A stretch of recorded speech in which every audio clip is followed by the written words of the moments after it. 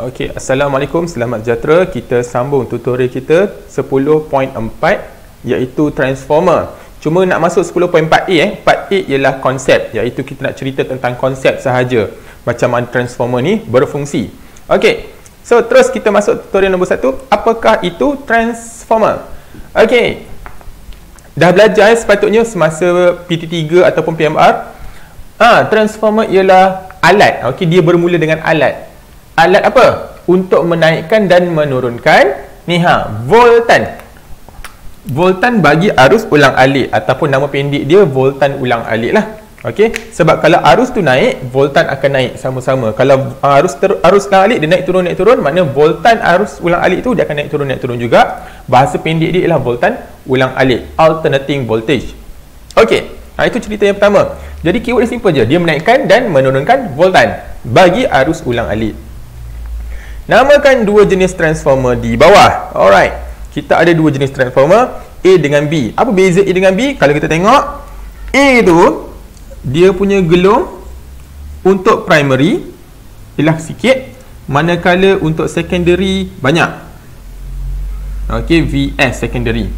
Okey, transformer jenis A ini kita panggil dia step up transformer.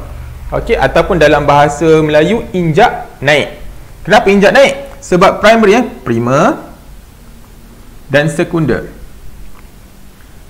Maknanya voltan yang kita awal-awal ada dekat sini dan kita nak hasilkan ialah voltan sekunder. So ini nombor 1, ini nombor 2. Kalau kita tengok kecil ke besar, bermaksud step up lah. Dan step down simple sahaja, primer ialah yang besar, sekunder yang kecil, macam transformer B.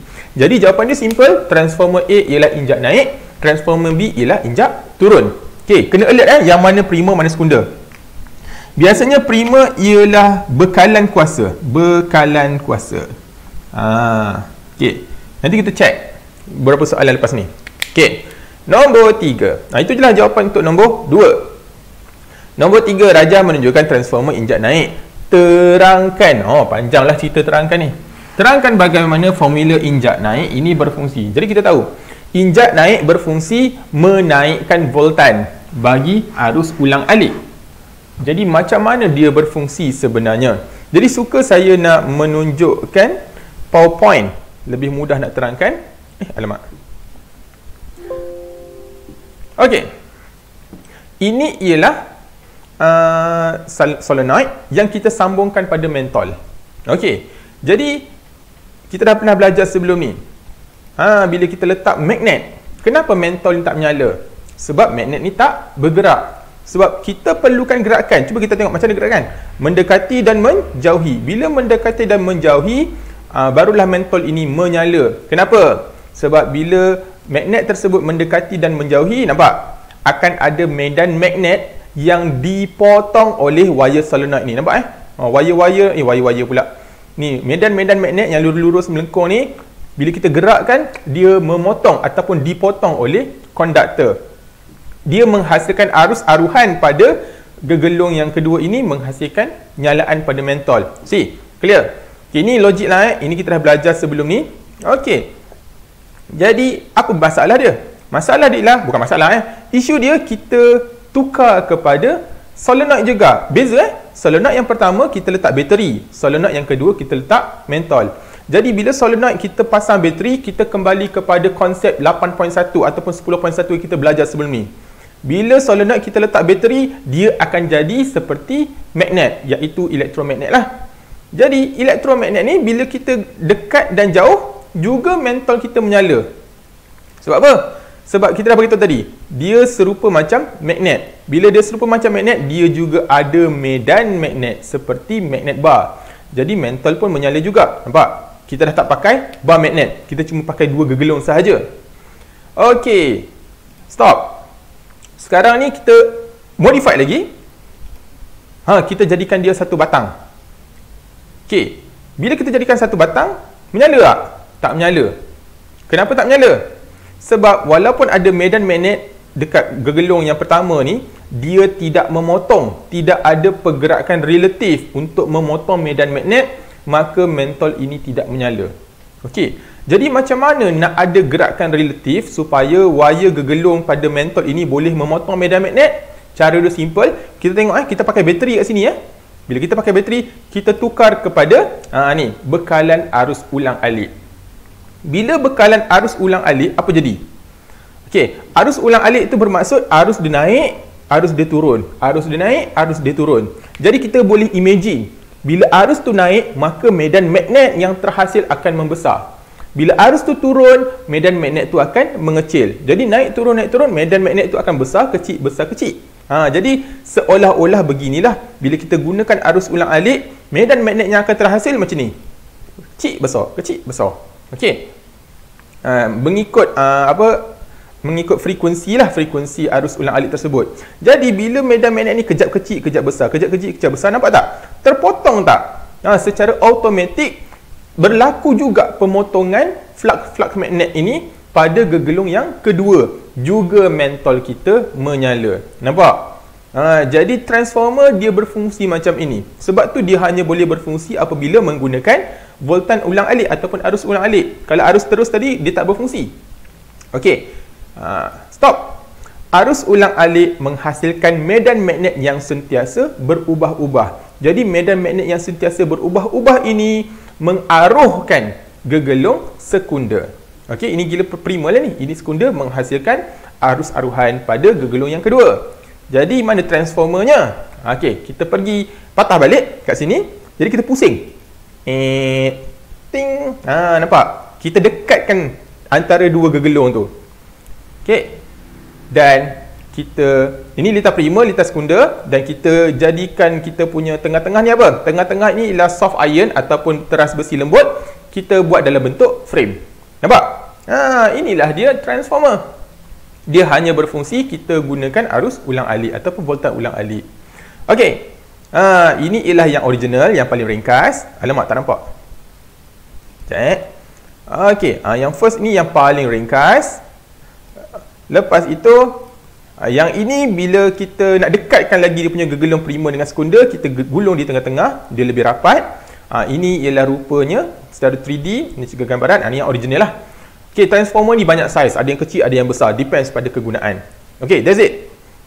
Kita kembali kepada tutorial kita. Jadi, macam mana nak terangkan macam mana transformer ini boleh digunakan untuk meningkatkan voltan output.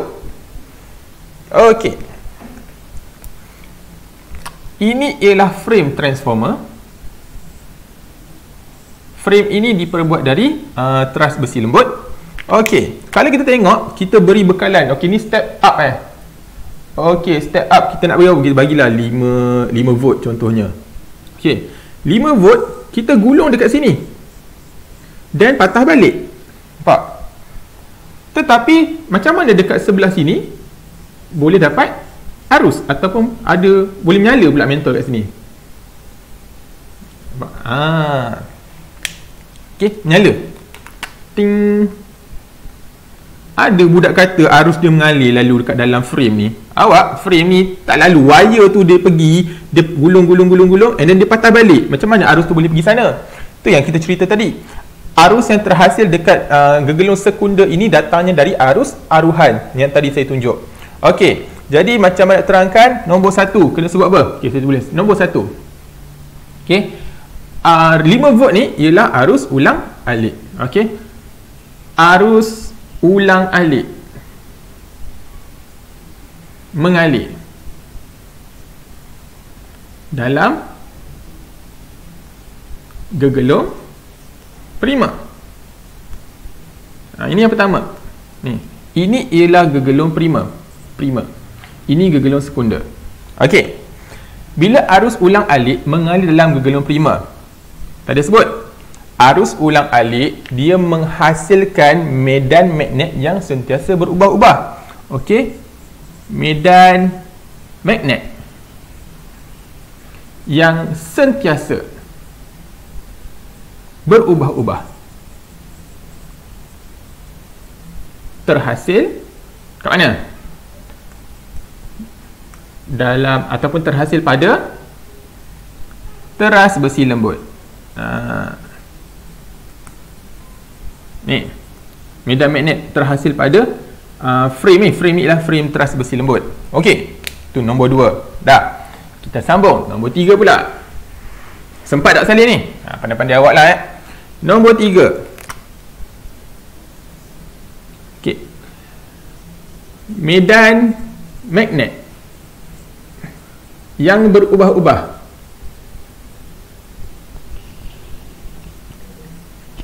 Mengaruhkan apa? Mengaruhkan gegelung sekunder.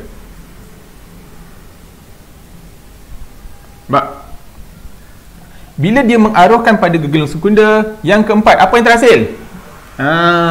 Sebelum terhasilnya arus aruhan, DGE teraruh terhasil dan menghasilkan arus aruhan. Okey. Tapi tak jawab lagi soalan. Soalan tanya apa? Soalan dia tanya macam mana meningkatkan voltan output. Okey, ni pada gegelung sekunder. Okey. So kita nak jawab soalan tu macam mana boleh meningkatkan voltan sekunder? 5. Bilangan gegelung sekunder.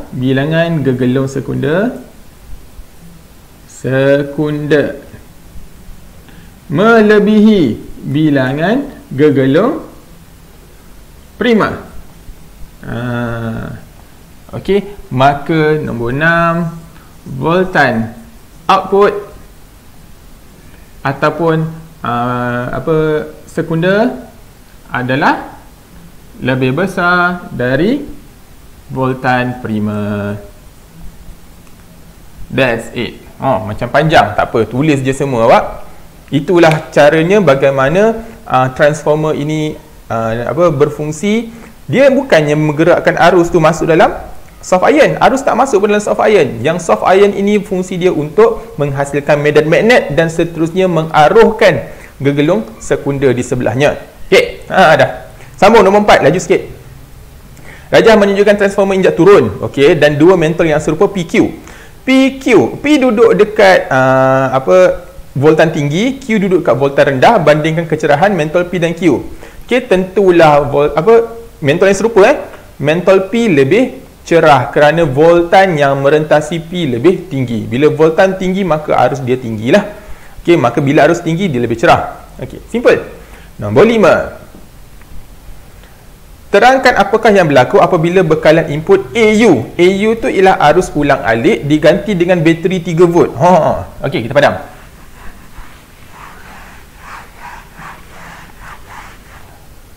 Okey, dekat situ 3 volt arus ulang alik ni dekat gambar ni. Bila 3 volt arus ulang alik, dia naik turun macam ni. Okey. Maka 3 volt untuk arus turun ini ialah arus ulang alik. Arus terus macam mana rupa dia? Arus terus okey, 3 volt maintain. Jadi bila 3 volt arus ulang alik kita tukar kepada 3 volt arus terus, apakah yang berlaku kepada nyalaan mentol? Jawapannya mentol tidak menyala. Sebab bila arus terus tidak ada perubahan voltan ataupun tidak ada perubahan arus, maka medan magnet yang terhasil tidak berubah-ubah. Bila medan magnet yang terhasil maintain sama sahaja, mentol tidak akan diaruhkan. Okey, gegelung sekunder tidak akan dapat aruhan. Jadi mentol tidak menyala. Right. Itu sahaja. Ada lagi tak? Ada lagi. Nombor 6. Yang manakah injak turun yang manakah transformer injak turun yang berfungsi? Kita tengok satu-satu. Okey, untuk A, dia guna arus ulang alik, betul. Okey, dia peketak mentol, betul. Ini betul salah? Jawapan dia salah sebab ini injak naik, kecil ke besar. Nampak? Kecil besar maknanya injak naik.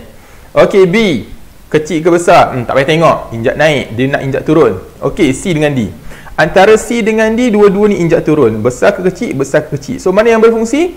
Jawapannya yang menggunakan arus ulang alik. Okey. So, itu sahaja transformer, konsep sahaja. Okey. Jadi sekian, saya harap tutorial ini membantu. Kita akan masuk nanti tutorial 10.4b. Okey, sekian, terima kasih.